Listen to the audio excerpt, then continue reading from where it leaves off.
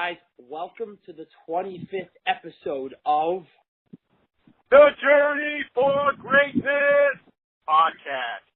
Guys, we're super excited today. We got a gentleman by the name of Reece Mcneil on, originally born and raised in northern Philadelphia, and we came across his content. We really love it.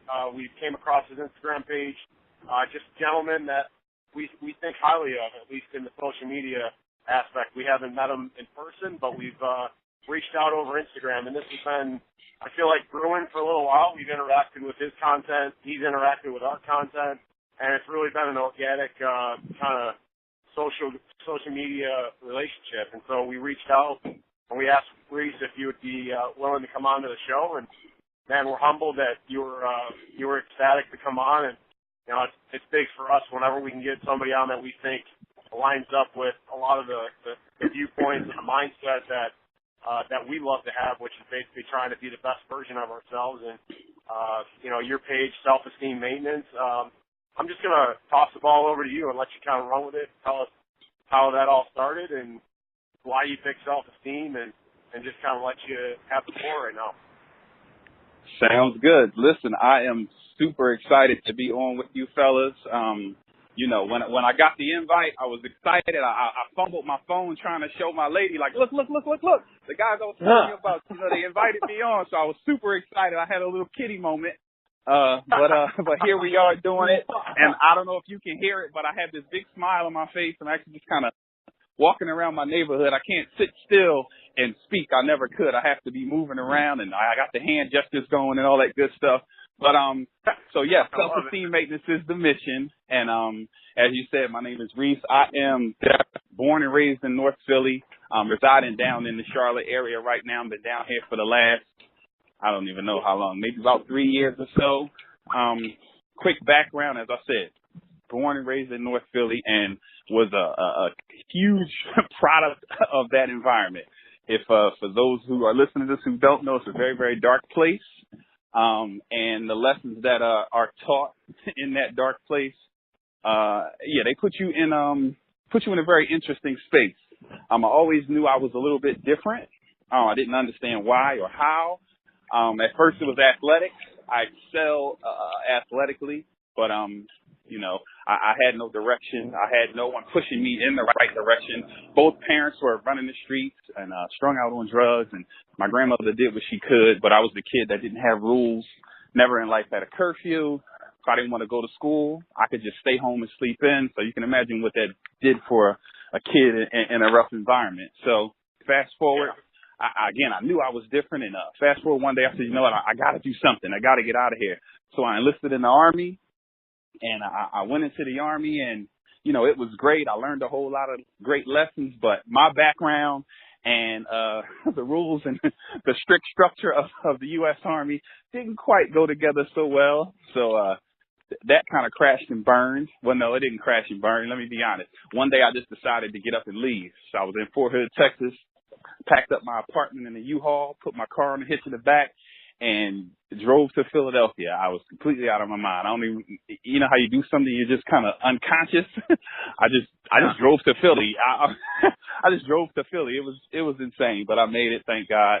And again, I was struggling back and forth in the street, ripping and running. And then, I was with a young woman at the time, and we were married. Didn't understand what marriage was, but, you know, I was going in the Army, so I had to get those extra benefits and that extra money. So we got married, and we ended up being together for 19 years. You know, so I know a little bit about relationships. I know a little bit about men and women. I have a couple of adult children, 22 and 19. Then I also have an 11-year-old son and a 5-year-old son, all boys. And I have a granddaughter who is just amazing and perfect. So I know a lot about a lot. I've seen a lot out here in the world. So now fast forward, during that time, I came into the church. I was active in the ministry, and that's when I really, really began to study human behavior. 1999, I walked in the church, and my life changed, and, you know, I began to study human beings, and then I went into pastoral ministry in December of 2007. Wow, I'm coming up on 10 years of that. And, you know, I was doing my thing for a long time. And then one day, the ex-wife decided that, she didn't want to be in a relationship anymore. And next thing I know, I left for work one day and I was happy and things were wonderful. And then by the time my shift ended, my whole life had just crashed. And I mean, I'm 6'5", 220. I was curled up in the ball for a couple of weeks. I didn't eat. I literally, when they say heartbreak, my heart literally hurt. And I was crushed. But when I began to come back around, I realized I had completely lost myself. I didn't even know who I was. I didn't know what I liked. I didn't know what I didn't like. I didn't know what I liked to eat. I didn't know where I liked to go. I mean, I had completely lost myself in that relationship. Then I began to read. Again, I was studying human behavior. So I said, what's going on with you? I became my own subject. And it was like, you know what? You don't know who you are. Your sense of self is dead. So the journey to learn more about self-esteem and what it was, what it is not. And then I said, you know what? I can't be the only one out here struggling. I can't be the only one who have lost them. So I can't be the only one with these challenges. And so I began to share it.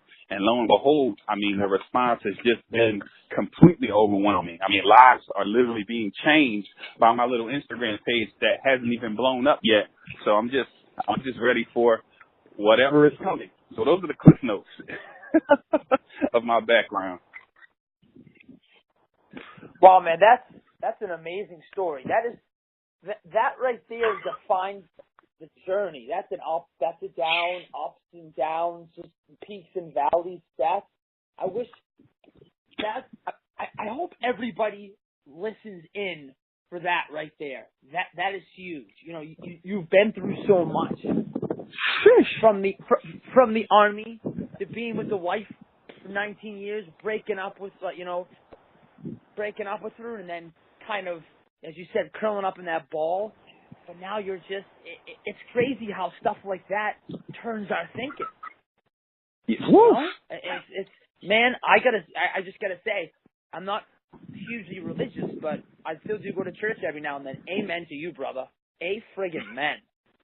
Seriously, unreal. We just started the podcast, and I am jacked up to talk to you. I love it, absolutely love it.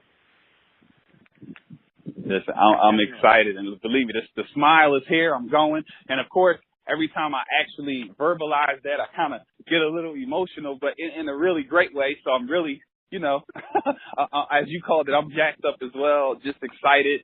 And listen, I really believe that everything I went through was to help someone else. I really believe that. I really believe that. That's why I had to go through those things. Would I have chosen that? Of course not. But I had to experience everything that I experienced because someone, it's going to help someone. It's going to help someone along the way. It's going to cause someone to make a decision so they don't have to experience those things I experienced. Yes, definitely, without a doubt. So, take us back for a sec here. Where do you think and why did your whole mindset change? Like, were you driving in the car and you were like, you want to know something? I got to use this for good. Because I know for me, it was just one day I woke up and I was like, all right, I got to stop this. We got to cut this out. My brother passed away. That was the big thing. And I was sulking and basically bitching for 30 days. And it was, I know at one point I mentioned on the podcast to someone and I didn't know. And they were like, dude, yeah, it definitely sounds like you had depression. So I guess you would call it a little stint of 30-day depression. And then I just wake up one day and I'm like, all right, I got to use this. Let's go. I got to use this positivity. Can you do you remember when this all happened? Well, it's like sometimes there's one event, like you said, you lost someone and, sometimes it's one event. But I think for me, it was happening for a long time as far as the struggle part, but I didn't see it. Well, it's like this. Let me back up. I knew I needed to do different. I knew I needed to do better. And I was studying. I was reading. I was listening to the video. I was watching the videos, listening to the tapes. I was reading the books. I was good on it. And when I tell you I was helping people, I'm talking about helping people literally change their lives. And I was trapped. Like I was caged, but I didn't realize that I was caged. I mean, I had completely lost my identity because what happened was I came from a place where, like I said, no rules, no structure. No one ever taught me anything, I can't name one life lesson that, my parents gave me other than how to survive because their life was just about survival. I can't think, so I was figuring out the world on my own, and then here comes these amazing people, and I'm not one of these people who are bitter about their ex. Here come these amazing people, this amazing family, this amazing woman, and then her parents, and they showed me love, and they taught me some things. So what I did was I completely threw away everything that I felt like if they said it, if they did it, then that must be it. And these thoughts I have, these feelings I have, in this direction that I may want to go, it can't be right because who am I? I don't have the education. I don't have the degrees. I don't have the background. I don't have the experience. I don't come from a family who does A, B, C, X, Y, Z. So I completely just disregarded myself, and I just morphed into what they wanted me to be. And that's a shot at me, not them. They were just living their lives. In fact, they were encouraging me to do what I wanted to do and to be myself, but I had zero belief in myself. And so when the breakup came, I had zero belief. I had to listen. I knew the speeches by heart. I knew everything E.T. was talking about. I knew everything Gary Vee was talking about. I knew everything Les Brown was talking about. I read the books. I knew it by heart, but I did not believe that it was that it would work for me. Man, I feel like Go ahead. I feel like that is one of the biggest things right there, man. You just said that big fat B word and freaking belief. No, seriously, That's man. it. Like I, it's funny. You talk about, I know all those guys. I look up to all those guys. I love them. I eventually, hopefully one day I want to go see them speak live. But I was actually listening on my way to food shopping today to Gary Vee. And I've heard it multiple times, actually, in the past few days. Belief. You can create something, but if you don't believe in it, then it isn't going to work. Anything. I feel like that is one of the most important things is belief. You got to believe. You do. That's it. That's where this was birthed from. So I'm like, this doesn't make sense. So, and of course, when I was going through it, there was no one around. No one. All those hundreds of people I've helped over the years, all those people I've spent time, energy, and money on, supporting, standing with, helping them through everything. I sat by deathbeds. I performed marriages. I counseled people. No one was around. My phone didn't ring. No one was around. It was just me to deal with me. And I had to be like, oh, wow. I had to get to know myself. And I said, I have all of this knowledge, but I don't believe. And I said, why is that? Where's the disconnect? There's no way I read all of these books, but I don't believe I can apply any of it. And there I discovered what self-esteem really was. I discovered, and that's why I call it a disease.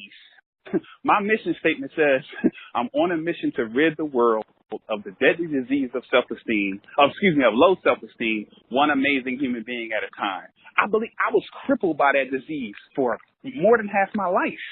Crippled by it. And that was it. Like you said, that big B word. You can have all the knowledge in the world.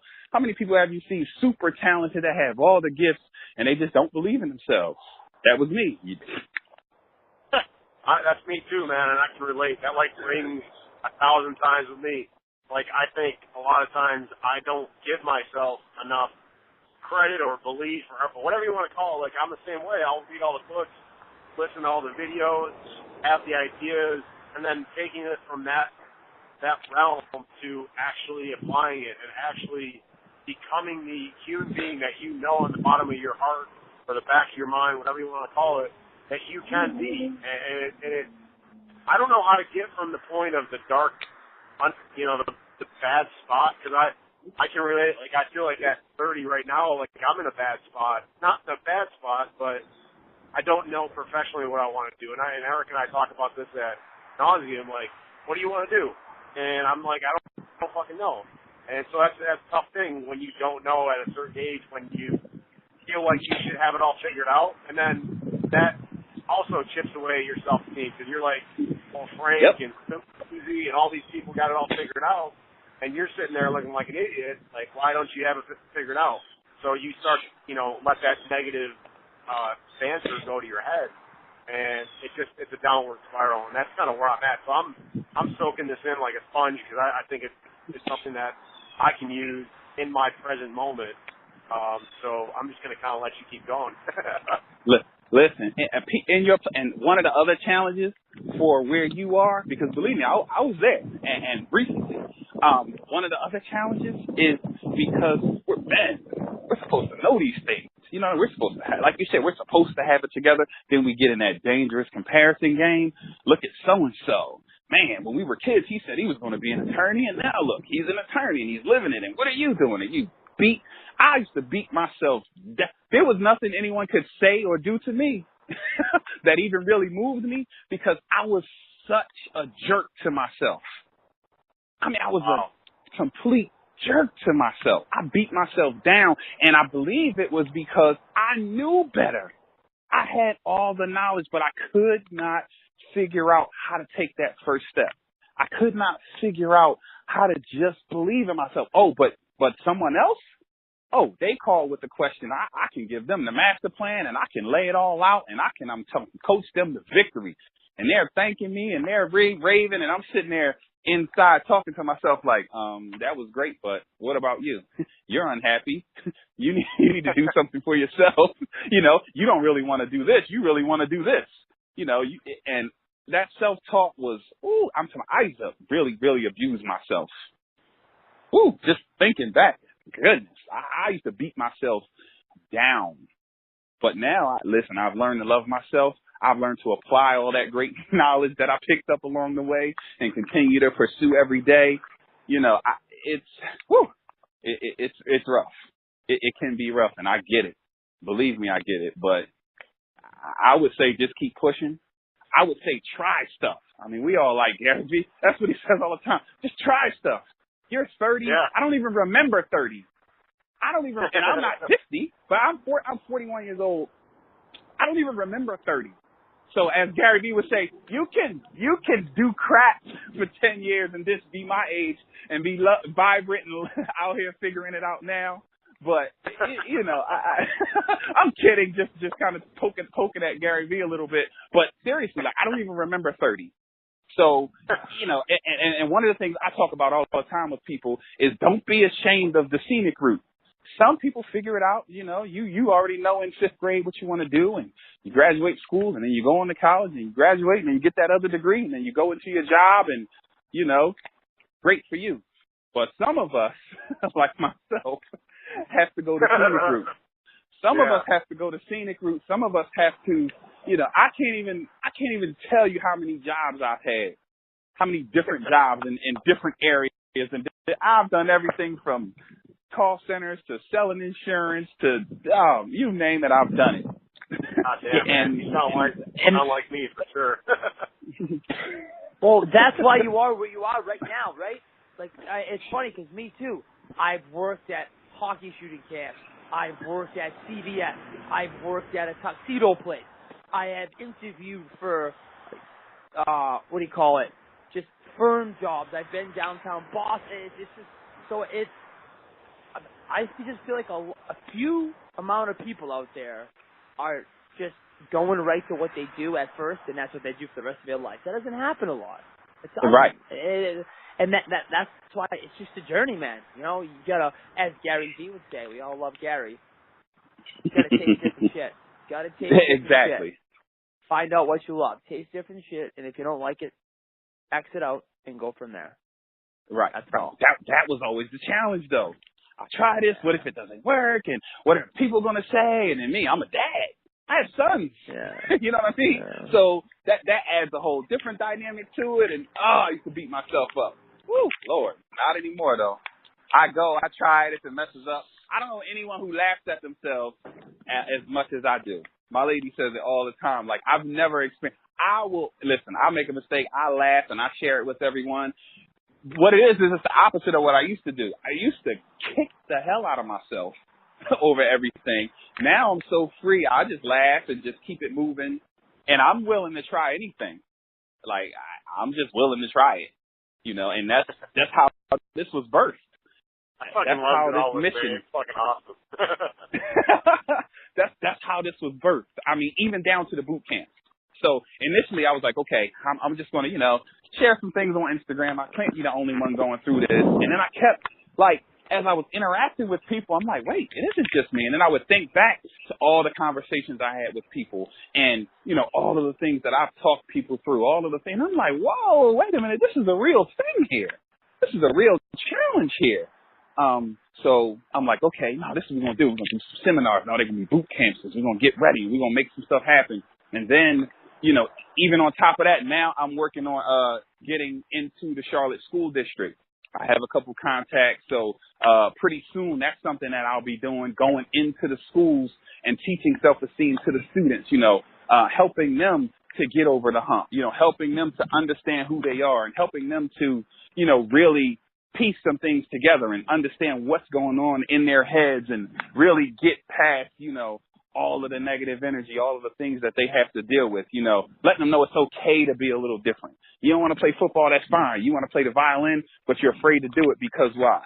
I have a lot of stuff going on. A lot of stuff. I've been really geeking out lately, putting together curriculums and creating programs. And the plan is to be everywhere, traveling, doing the boot camps, while I have people here in Charlotte in the school system teaching. In Charlotte, Reece.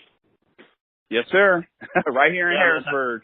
That's unreal. Yeah, my buddy, I got a really good buddy that lives in Harrisburg, and I live in Mooresville, so I'm a little bit up north. Right. I know exactly where you are. I used to have to go that way. I used to have to go out to Statesville for work. Yep. Well, that's awesome, man. We'll have to grab a bite to eat or something and link up in the physical presence. I didn't realize that. I thought you were still somewhere else. Oh, sir, right here, a few minutes from you. Yes, we definitely have to get together. I think in the near future too, we'll have to collab and do a little thing together also at some point. I'm open to whatever. Absolutely. Anything that will help. Anything that may touch someone's life. I'm with it. Definitely with it. Definitely. So are the boot camps, they just been in Charlotte, or have you, where are those?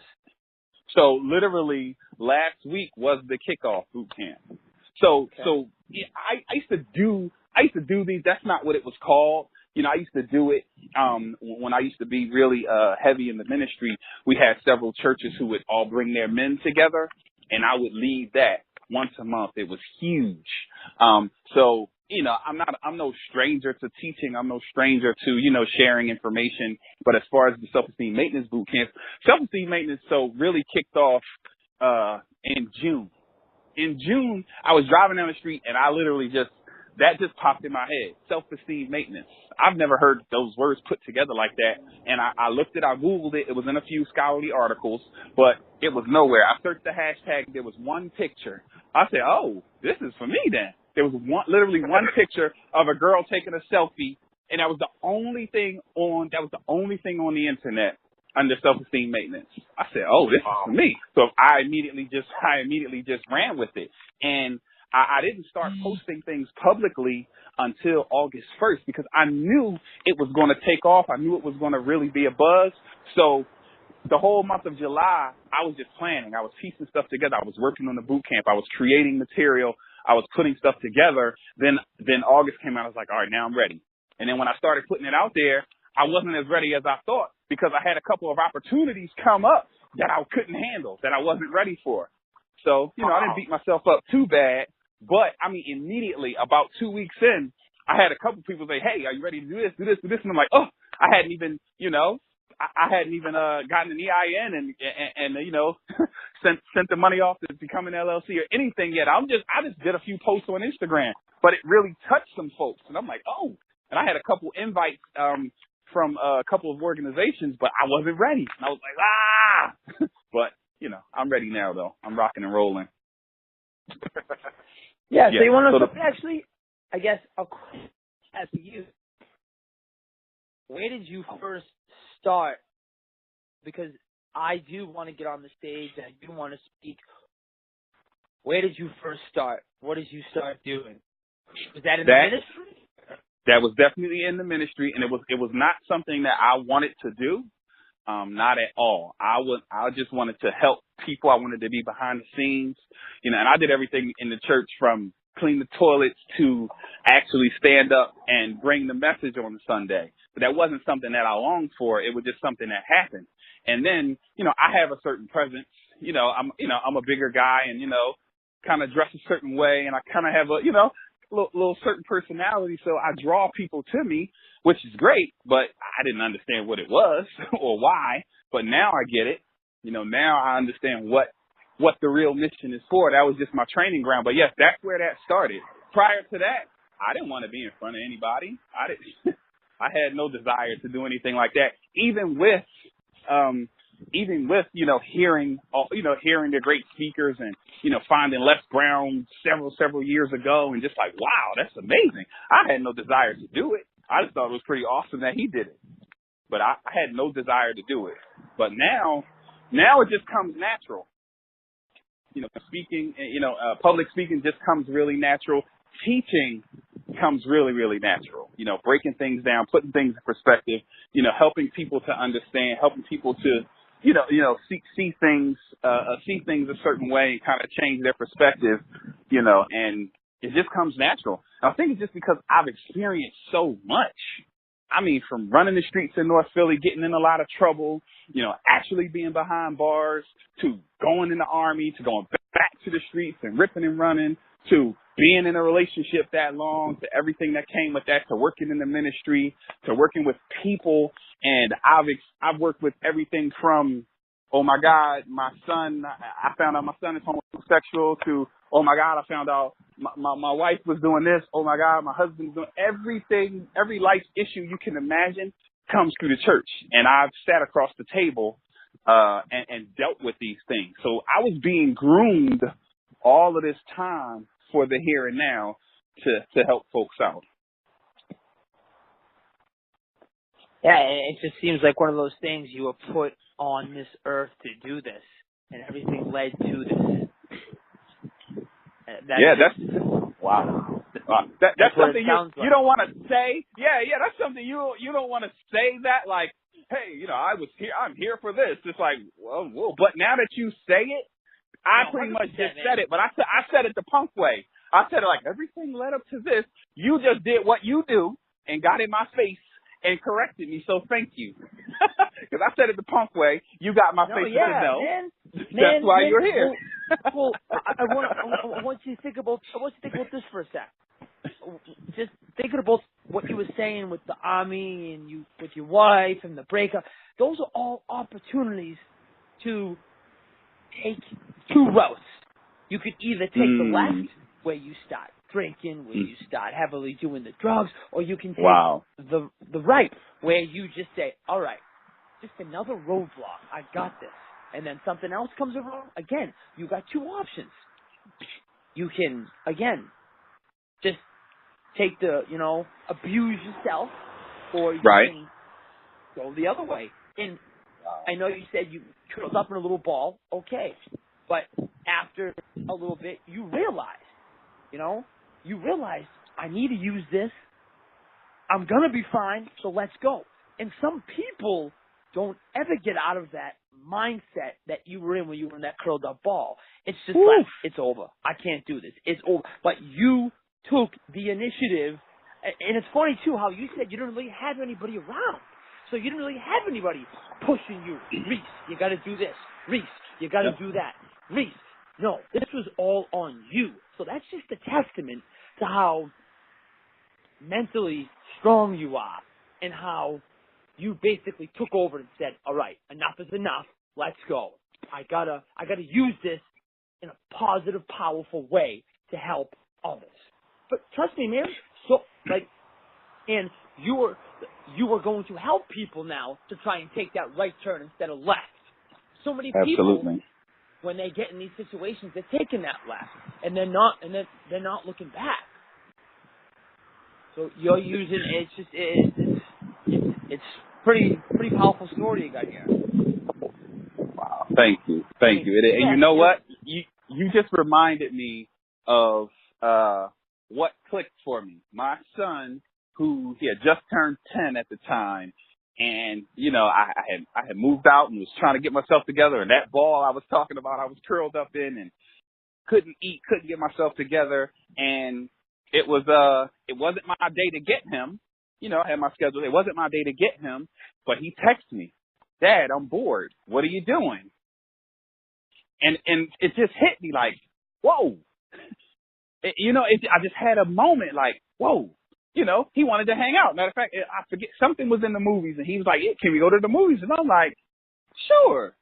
And I sat up like, oh, I can't. This is a 10-year-old boy. I can't. You know what I mean? I gotta stand tall. I gotta be. I gotta be on point. And he can. I shared with him that I was hurt because I want him to know that it's okay. You know what I mean? That I'm still a man, even though I'm hurt and I'm experiencing some pain. I understood that, but I was like, that was what kind of made me, like you said, take that look in the mirror and start like, wait a minute, you're better than this. You know better than this. And the words that came to me, sorry about that. The words that I felt were, what would you tell someone in your situation?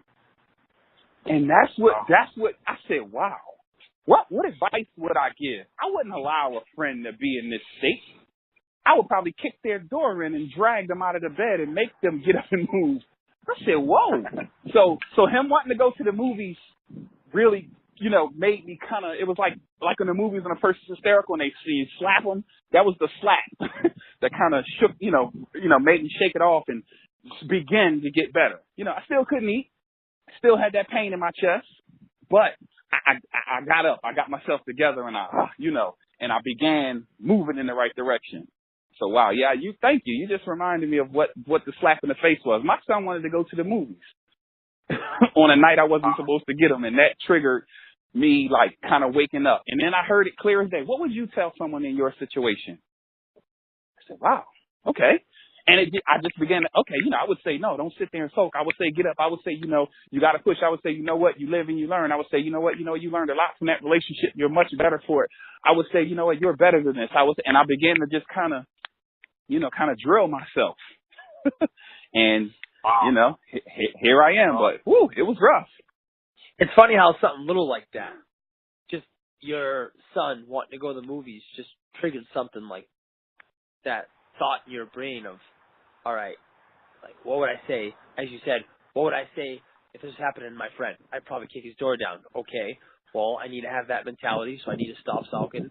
Again, just going through something, and just when you really don't think anything of it, something as little as I said is your son just texting you, saying, I want to go to the movies, or calling you, can just trigger something like that. It's just crazy how that works.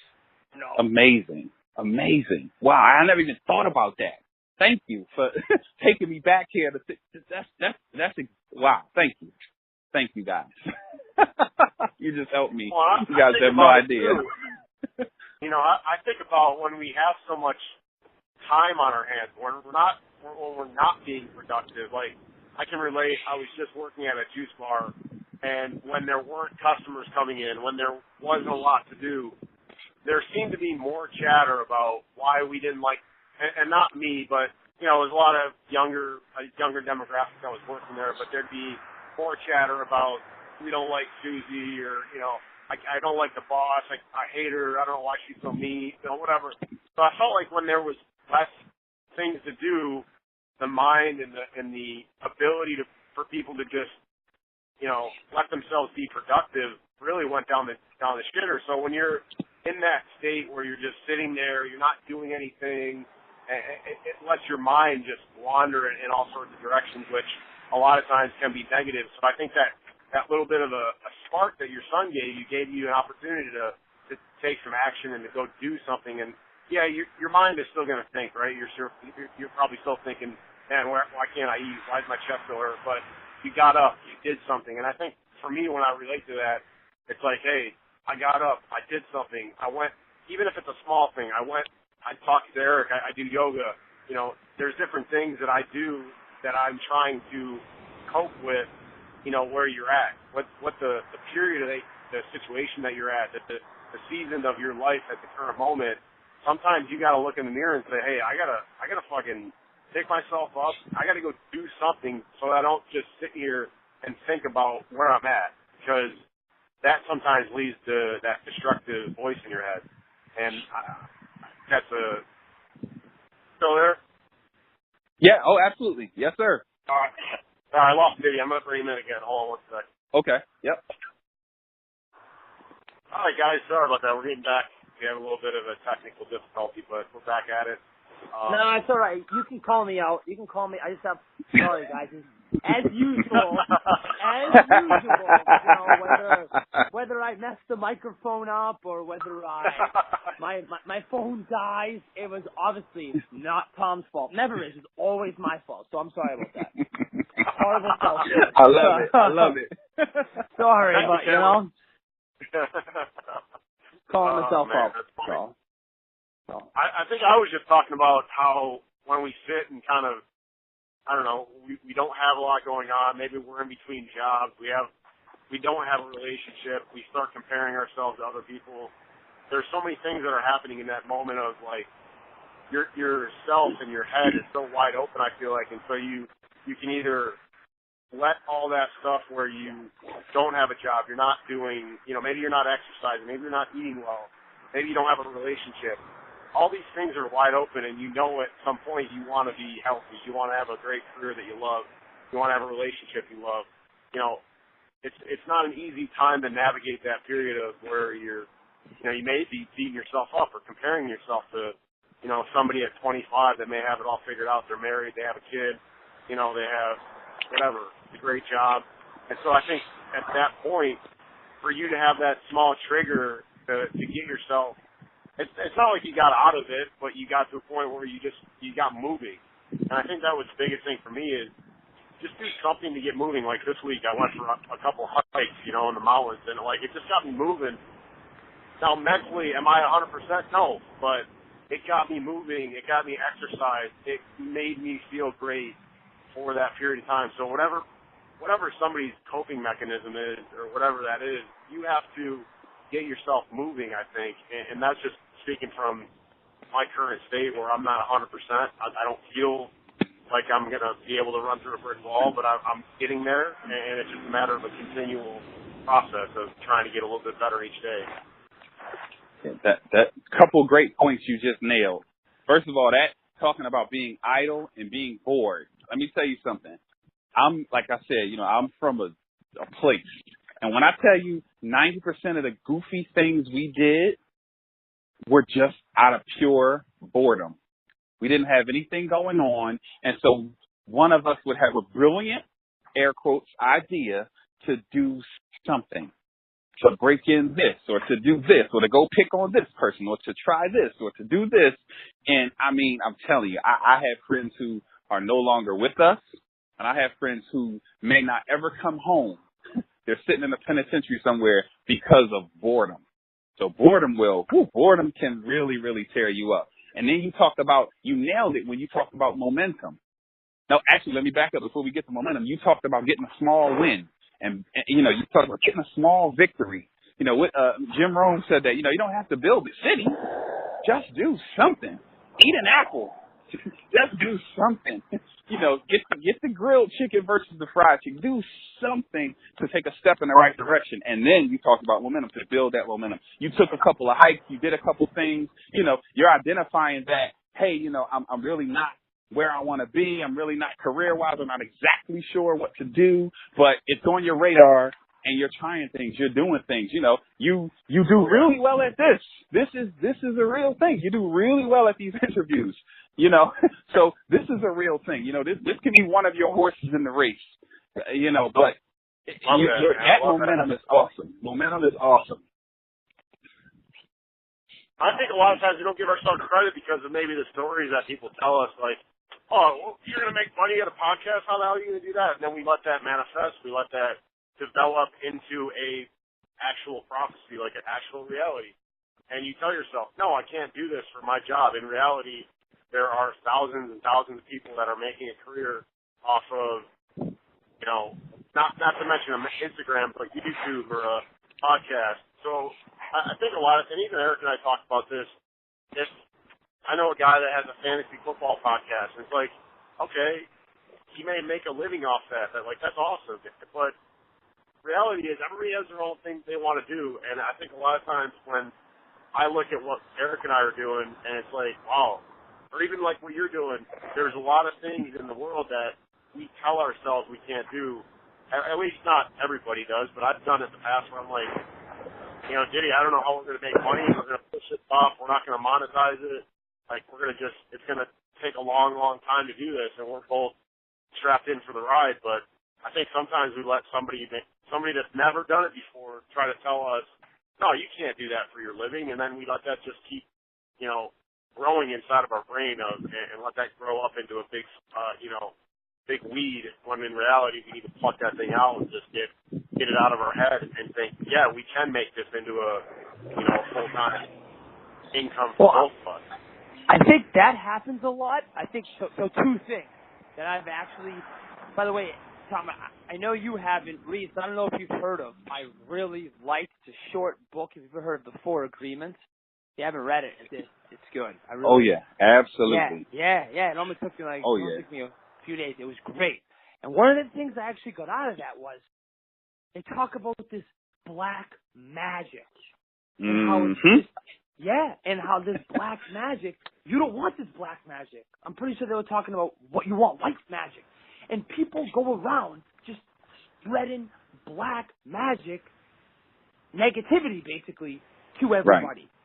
Right. And I think people do that because is it easier just to say, oh, that sucks, that you know, you'll never do that, or is it harder, and this is crazy, but this is just my whole thought, it's so easy to basically just beat somebody down instead of getting all happy and saying, Tom, that's awesome. Like, you're going to make money off a podcast? Man, just keep doing what you're doing. Exactly. It's easy to say that. And then another thing, too, is, and I'm trying to really work on this, we all have beliefs. So when somebody tells you that you can't do something, it's just a belief of theirs. It's not true. It's crazy how you have a belief. You're like, all right, I want to do this podcast. I'm going to do this. It's going to be successful. We go back to that big fat B word again, right? You say and think and believe it's going to happen, and all of a sudden when somebody else just tells you their thoughts, their beliefs, you switch yours. And you're like, oh my God. Yeah. That's something. No, what you're talking about, that's real. That happens all the time. And that's one of the things we spent a lot of time on last week when I was doing the boot camp, because that very thing will happen. You get excited, you know within your heart, you know you can do it. You know you have everything you need, and what you don't have, you know how to go and get it. And then all it takes is for someone to question it. Sometimes it's not even negative. Sometimes, I know for me, sometimes I would have an idea, and my ex would say, okay, well, tell me more. How does that work? The fact that she didn't just roll with me and I had to explain it, I would just flush the idea down the toilet, and I didn't even want to talk about it. Well, I'll just be honest. I would, oh, my God. True. Looking back, I'm like, dude, what were you doing? Oh, my God. And even, like, the comments of people, like, for me, I mean, you know, it's just so funny to hear the comments of people that, you know, they look at me at my current state of my quote-unquote employment, career, professional path, I interpret it sometimes as, what the fuck are you doing? Like, why don't you have it all figured out? Like, it's about time you figure it out. And it's so funny that you hear comments and you can't help but think that's what the intent of the comment is to be like, to give you like a nudge, like, all right, man, like, come on, you know, get it going. Like, it's about time you fucking stand on your own 2 feet. And I'm thinking to myself, you just don't get it. You know, I'm not going to be like everybody that says, man, can't wait till it's Friday. Ah, fuck, it's Monday. You know, I do not want to be right. Like, sorry, but if you want to continue your life and be like that, I told my dad the other day, because, you know, a lot of times it comes down to, parents obviously want you to have the best life possible, and it's for me. I've had to have conversations, but it's funny because you have that conversation. I'm like, I'm sleeping on an air mattress. I got a roommate. Like, I'm doing everything in my power to have a minimal monthly budget, so I don't have to earn $3,000 a month to be able to keep my living going. Like, I want to be as flexible as possible to be able to figure this thing out. And I think that's my biggest goal, is just to have a very low monthly income or monthly expense where I can figure this whole thing out without any influence, I guess, of, hey, I got to make $3,000 a month. So that's been my thought process. And listen, that's one great piece of it. Another great piece, another thing that helps, because I'm the same way. Okay, let's piece this together, let's figure this out. But at the same time, I want to take some risks. But what really helped me in this process was I learned to aggressively audit my life. And I audit everything that I take in. If you aren't being positive, mom, dad, sister, brother, love you like I do, I have to keep my space. I have caller ID. I can choose to respond and engage in that conversation. I have learned to love myself enough that if I don't have anyone to talk to, that's quite all right. I love me. I love to write. You know what I mean? I love to create. I love to piece things together. But I aggressively audit, and I look at things, and I audit each and every relationship. I only hear from this person right around the first of the month because him and his wife are fighting, or because it's time to kick all that money out, you know what I mean, to pay all these bills, and they always get into a fight, and that's when he wants to talk, and that's when he's available. Okay, this person, he's always going through it during this time, and I audit. I'm telling you, I audit hard. And if they're not feeding my soul, if they're not, now I'm there for people, but they're within reason. You get a 35-second vent time. After that, we're not talking about the next step and the plan to get it right. You should probably call someone else. I'm not here for that because I take on that. And I don't want to be carrying that around, and now I start comparing what you have going on to me, and no. And so I aggressively audit every day. I just evaluate people, evaluate things, and it really, really helps me, and I'm okay with it. I'm okay with, that's your opinion, that's fine. I get it. Hey, you're entitled to that. But also, I'm entitled to my opinion. I'm entitled to my hopes, my dreams. I get it. I've done the research.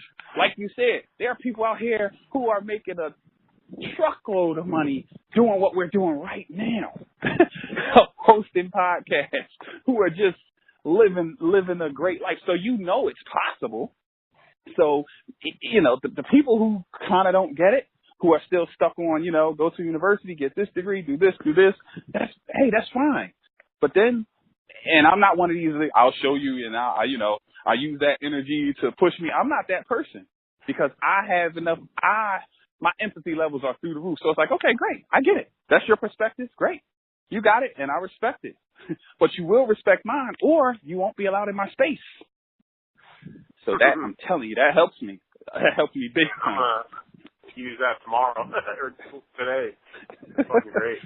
And I've thought about that, but I think the way that you put it is a lot, it just hit home for me a lot more than, reading it from somebody else.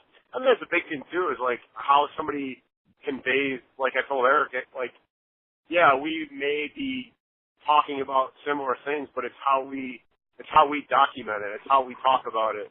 We're kind of on our uphill climb. We're not even close to where we want to be.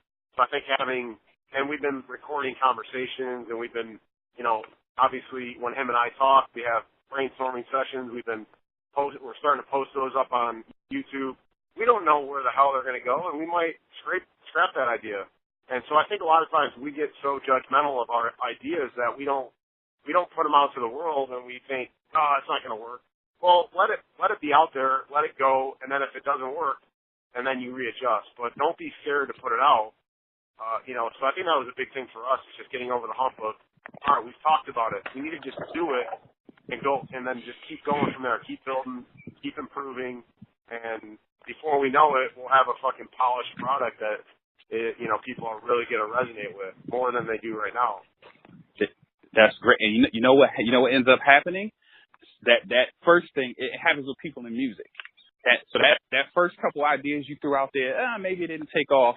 Now, 2 years later, the journey for greatness is huge, and every guy knows about it. Every guy has the app downloaded and everything. And now that thing you did, idea number 2, way back a couple years ago from that brainstorming session, now it has traction. Now it has legs.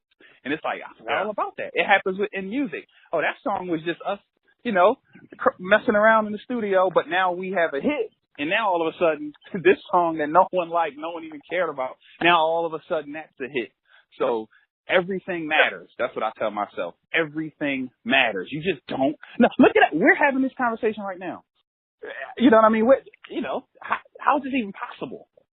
The fact that we're having this dialogue right now, we're talking about getting together. We're in 3 different places. Like, anything can happen. And you guys are a shout out away. I said, the right person clicks on your page, especially with Eric's energy. The right person click on that and share it, and boom, next thing you know, here it is, the floodgates open up. I mean, we live in the Instagram age. That's all it takes. And I'm not sitting, and the great thing is, me or you guys aren't sitting around waiting, praying that Diddy retweets you guys or Diddy posts your thing. You're working your behinds off. So that's going to bring that energy. Someone's going to see what you're doing. Someone's going to hear this. Someone's going to see what you're doing, and then it just takes off. It happens all the time. It happens all the time. Someone was playing around, put something on SoundCloud, now all of a sudden they're a rock star. It happens all the time. So keep going. Keep throwing those ideas around and just do it. What's the worst thing that happens? What's the worst thing that can happen? Rejection, right? We got to get used to that. I mean, listen, laugh at it and keep it moving. I love it, man. I love your attitude, your fucking mindset, everything about it. Just glad Eric reached out to have you on. It's been a real, I don't know, it's resonated with me 100%. Yeah, this was awesome. I mean, I'm excited. So this is 25, right? Yes. This is number 25. Can I be on 50? Can I be on number 50? Imagine where we'll be by then. Can I be on 50? My man, listen. Can you be on 50? I'm thinking about on 50. We'll be doing live shows, dude. All of them. Yeah, that's what I'm talking about. See, there you go. That's what I'm talking about. And then we'll be looking back like, wow, remember, that day in September, in October, yada, yada, yada. Yeah, yes. I want to be on 50. We're saying it right here. It's recorded. We're making a pact. All right. We've got you. Definitely. We got a lot there. I love it. Definitely. All right. So, Tom, let's wrap it up with Yeah, we've definitely gone way past our 30 minutes, 45 minutes, but it's obviously, for anybody that's listening to this, I got to believe you got, 4, 5, 6, 7 nuggets out of it. And that's really what Eric and I's goal is, right? We want to bring people into our circle that, not necessarily, you don't have to align with us, right? But I think a lot of times we look at individuals like, Reece and Kent, you had an idea driving down the road that self-esteem maintenance, where did this come out of? All of a sudden you look at it, and you just kept the ball rolling. And I think that's the cool part about ideas. We act on them and we let them have life. You don't know where the hell it's going to go, but give it life, give it a fucking heartbeat, and let it run. And I think that's the biggest thing that I think, Eric, I can relate to. We had an idea to have a podcast. We talked about it, and finally we fucking gave it a heartbeat. And now we're 25 episodes in, and literally no signs of stopping. So I just want to thank you for coming on the show and giving your time up today, and appreciate it. It was an absolute pleasure. I'm excited. I'm super excited about everything that's going on. Listen, you guys push me every day. And listen, that 4 Agreements book, woo, that's heavy. I'm telling you, I don't know why that just popped back in my head, but that book is heavy. And let me tell you, I'm on the move so much. I listen to all my books. I can't sit still and read. I move around too much. So but I've listened to that book several times over the last 2 years, and I think when I finish when I finish the book I'm in now, I'm gonna listen to it again. Amazing. Well, actually, I could say it now because by the time this gets out tomorrow, we'll already have it. So I don't know if you saw, we're having a book club. And I tell you something right now, the first book that we're starting tomorrow is, if you haven't read it, man, it is just like, it's one of those books where it's a self-book, and it talks about it has a whole chapter on just smiling at people and why you do it. It has a whole chapter on just the power of knowing people's names, not just saying, hey, how's it going? No, saying, John, how was your day? Why, knowing the person, oh, John, how's your wife Suzanne and the kids Jamie and Alex? How were their hockey games?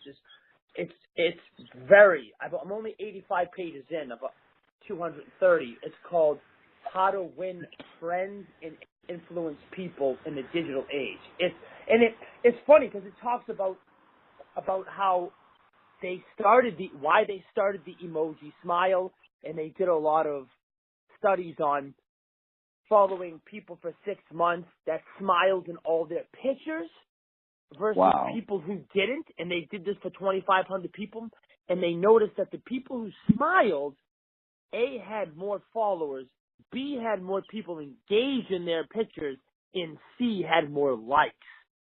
Wow. So it's a really good book.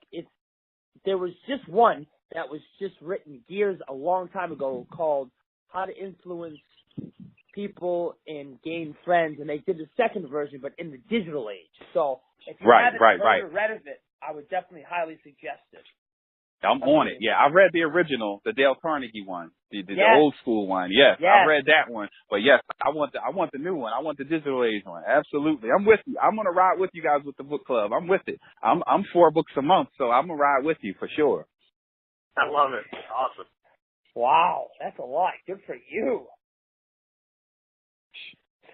All right, so Reece, if you haven't heard our podcast, we usually end every podcast with someone that we just think exemplifies absolute just work ethic, somebody that goes through their day and puts everything out there and just works their behind off, isn't the kind of person that's going to sulk, is someone that brings a positive vibe when they walk in the room.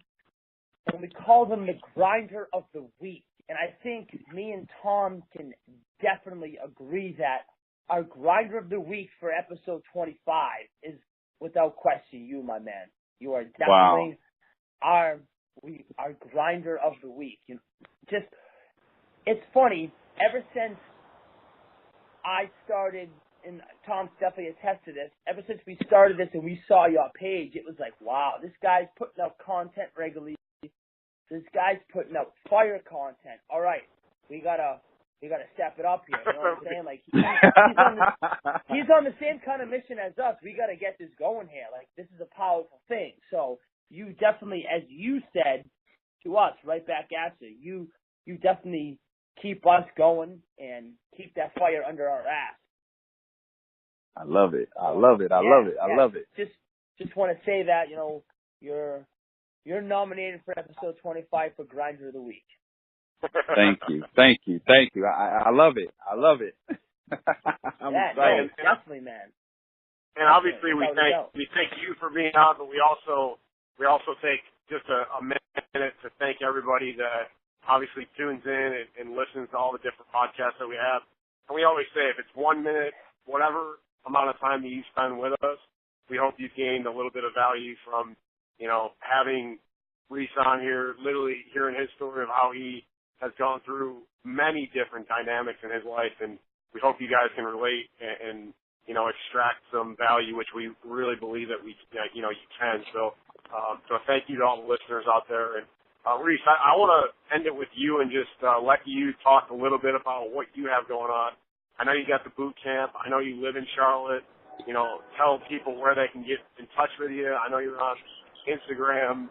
Just like 3 minutes, what's up with Reece in the last, 90 days, what's looking forward. Awesome. I appreciate it. Thanks again for having me. And, I'm looking forward to being back on episode 50. But yeah, as for me, everything in self-esteem maintenance, Instagram, Facebook, YouTube, which I'm really about to turn up the heat on YouTube because I really struggle to do, 1-minute videos. So I'm really about to touch on a lot of topics on YouTube. Everything self-esteem maintenance. I'm working on getting in the school system right now, where we'll be going in and teaching self-esteem to middle school and elementary school, and then eventually high school as well. So that program will be up and going. And literally, I want to take these self-esteem maintenance boot camps all over the country, where we just really sit down, we discuss the fundamentals of self-esteem, but then we really dig into some real life hardcore issues. I have the men's boot camp coming up, and we're going to dig into what manhood means in 2017. What is manhood? It's not the same, what being a man means to me is not what it meant to my grandfather. It's a whole different world out here. I mean, we're going to dig in deep in some things. So just stay tuned. Just check out everything in self-esteem maintenance. Search the hashtag or, come and check out the page. And it's all positive energy. And, we just want to help people be better today than they were yesterday. Man, I love it. Mic drop. We're going to leave it right there for everybody. And we appreciate you, man. We really do. And we'll catch you on episode 50. But in between then, we're fucking grabbing a bite to eat on me. And we'll hook up in Charlotte. We'll try to make something happen collaboration-wise. That'd be awesome. Perfect. I'm with it. I'm excited. Looking forward to all of it. All right, man. Well, thanks again, Reece. We appreciate it. All right, guys. Thank you. Have a great rest of your weekend. You too. Take care. Thanks.